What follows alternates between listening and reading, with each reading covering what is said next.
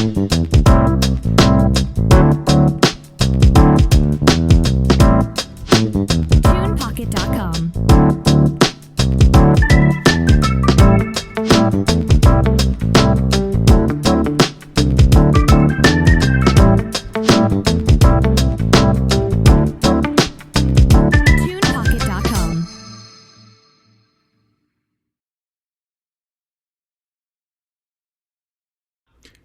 Good evening to everyone out there.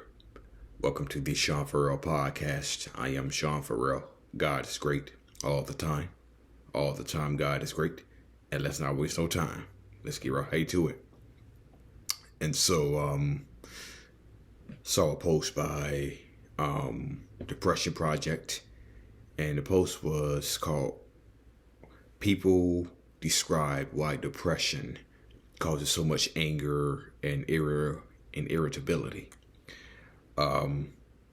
Some of the reasons were it makes it hard to concentrate. It impacts grades at school. Depression hits in the way, no matter how hard they try to block it out, but depression still gets in the way more often than not. People said they get angry at themselves for binge eating when their depression strikes, and they're desperate for comfort in the moments that the standards I have for myself drop. They also said special moments where I should have been filled with joy but was numb. I get angry thinking about this, and those times depression has stolen from me. Depression has impacted my relationships. It's gotten in the way of some friendships and caused a lot of tension since I haven't been as available as I ordinarily would. And finally, they said depression in general just makes me more irritable and on edge. It's like it takes so much effort just to keep it together that I have no bandwidth for anything else that slightly goes wrong. Okay. So, hard to concentrate. Okay. Hard to concentrate. I experienced some of this yesterday when I was at work, and I'm going to tie the hard to concentrate I'm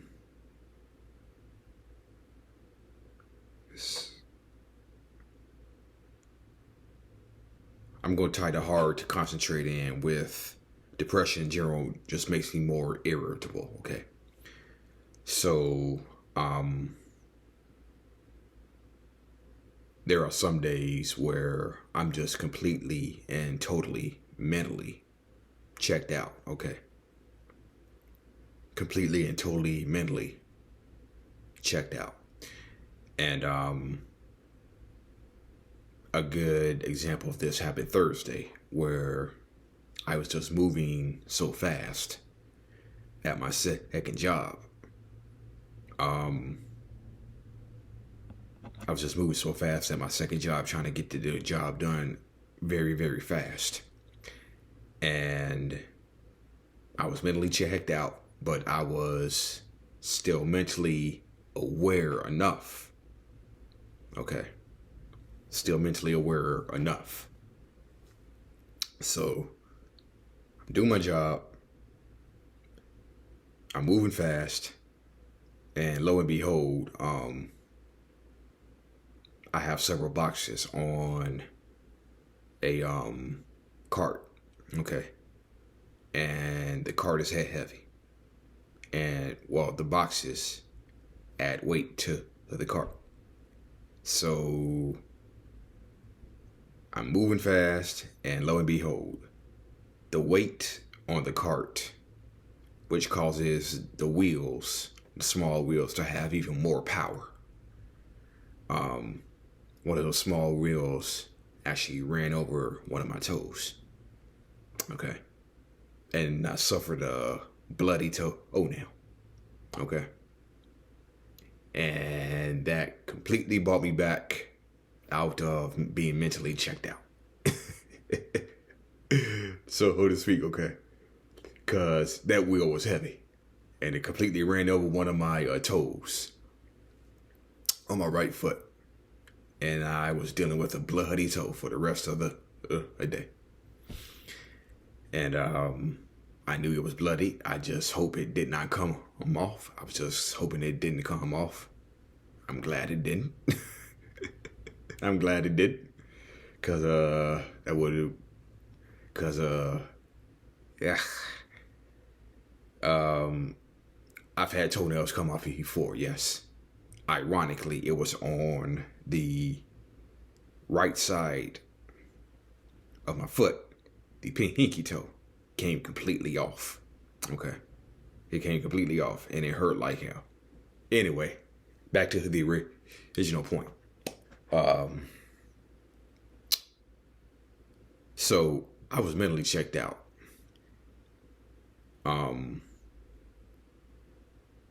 Thursday, and I was even more so mentally checked out Friday because it was the end of the week.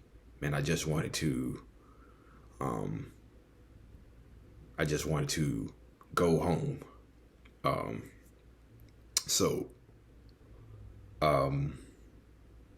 Depression has gotten in the way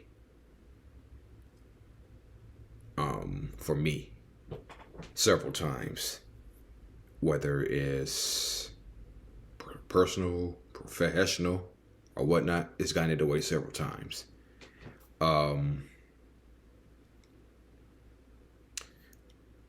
Special moments where I should have been filled with joy but was just numb. I get angry thinking about this, and those times depression has stolen from me.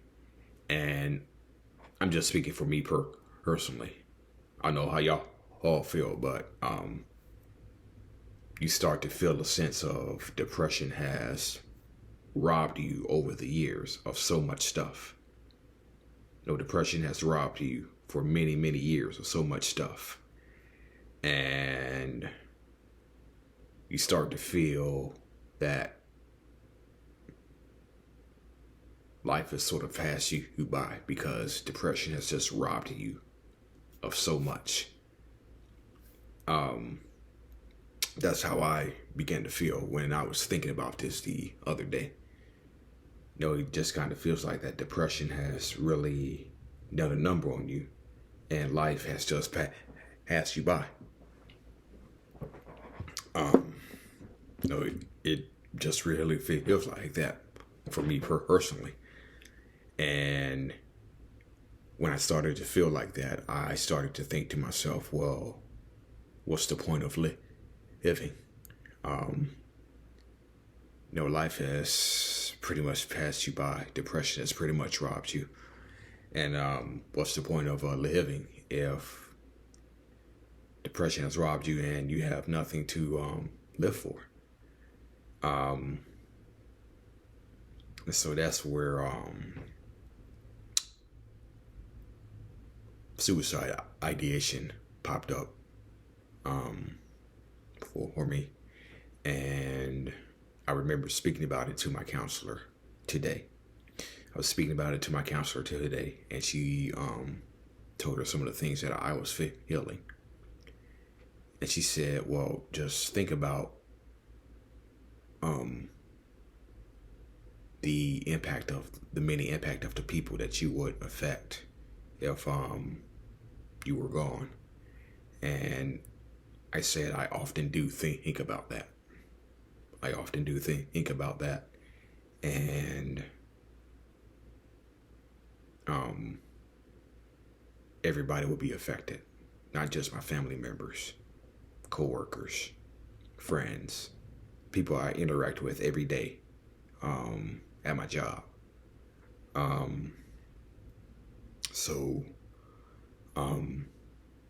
Sometimes I feel like life has passed me by. That's when suicide ideation steps in.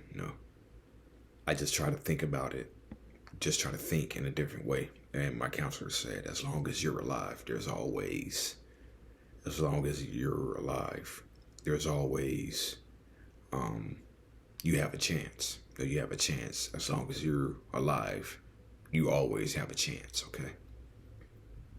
So I'm going to try to look at it from that perspective a little bit more. So the last one that I read, depression in general just makes me more irritable and on edge. I talk about this often. It's summertime. It's 100 plus degrees outside, which it was yesterday. The high was 97 yesterday, but come on, let's just round it off to 100. Okay, it was 100 degrees outside. Okay, let's just round it off from 97 to 100. So you're mentally checked out. So you're working in the hot sun. You're mentally checked out. Okay. And then on top of that, depression comes on. Okay. So your depression immediately amplifies. So it feels like your depression is at 97 degrees. Okay. Your depression is almost as hot as the sun is. And then that's when I feel irritable and on edge, because all of a sudden depression has come on. And it just amplifies the irritability, and it just feels like depression is amplifying the temperature, and it makes it feel 10 times hotter than you actually really think it is. Okay. And not only is it hot, you're angry, you're mentally checked out, and you just don't want to be bothered. You just want to do your work and go home. Okay. So I'm glad nobody noticed my low mood yesterday from working in the hot sun. I'm glad nobody noticed my low mood, because I was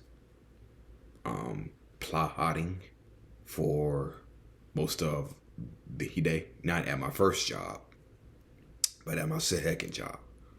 I was plotting and slow moving. Now, when I'm feeling good and depression doesn't sneak up on me, I'm like bang, bang, bang, bang, bang, bang, bang. But when it strikes, all of a sudden it goes from bang, bang, bang, bang, bang, bang, bang to bang, bang, bang, bang. That's what depression does to you. Yeah. Slows you down. It's hell, man. It's hell, especially when hot temperatures are involved. And so yeah. So also something that I wanted to talk about. The AFSP walk, the American Foundation for Suicide Prevention Walk Against Suicide, is in a couple of months. And the walk for Memphis will be on October 22nd, which is on a Sunday this year. I know out of the previous walks I've attended, they've all been on Saturday, but this year it's on Sunday, and it will be at Overton Park in Memphis. And you may have seen that I highlighted Cayman Herrera, who told her a story with her experiences of mental health, and take a wild guess about who else is going to be speaking and telling their story at the Memphis Walk. All right. You called it. All right. You called it. It's me. Okay. It's me, okay? I should just hey man, I'd have said that. Anyway, I will be he's speaking.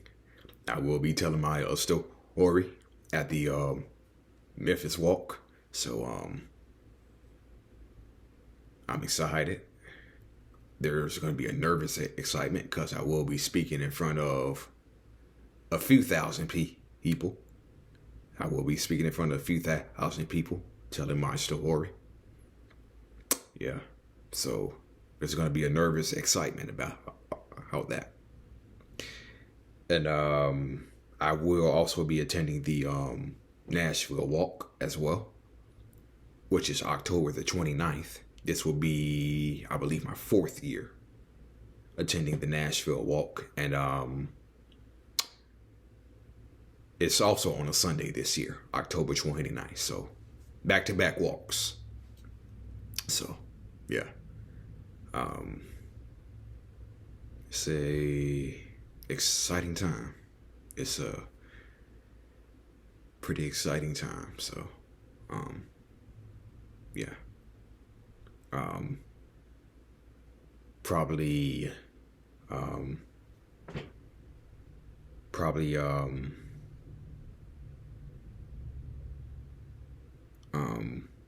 getting through those obstacles and still, getting through those obstacles and still making it, so, yeah. All right. 988 hope. There's always hope, okay?